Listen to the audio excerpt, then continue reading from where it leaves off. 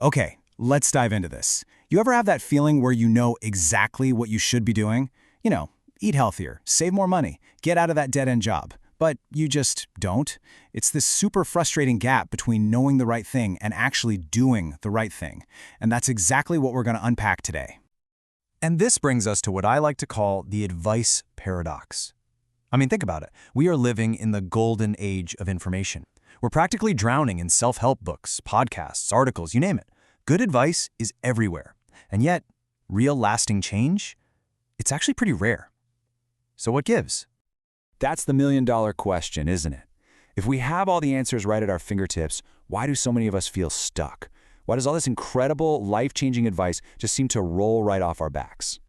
Well, the answer is kind of blunt. It's because advice on its own doesn't actually change people. Information by itself is missing the one secret ingredient that truly flips the switch in our brains. This gets to the heart of a huge myth we all seem to believe, that knowing something is the same as doing it.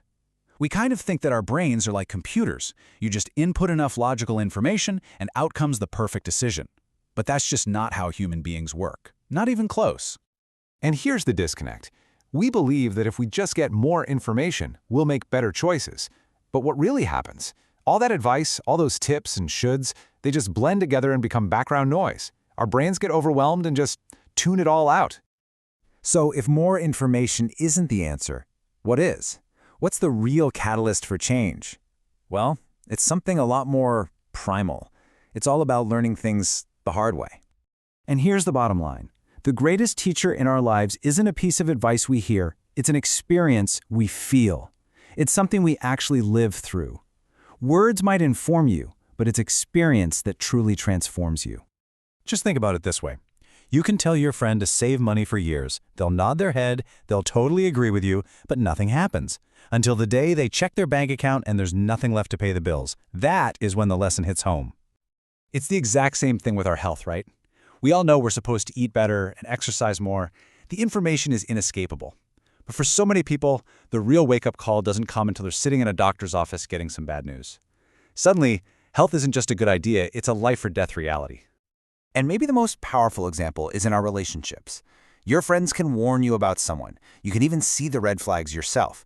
But so often, that lesson about who to stay away from is only truly learned after you've felt the gut-wrenching pain of a broken heart. There's actually a name for this. It's called experiential learning.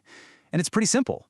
Our brains aren't really wired to learn from abstract words or ideas. They're wired for survival. They learn from consequences.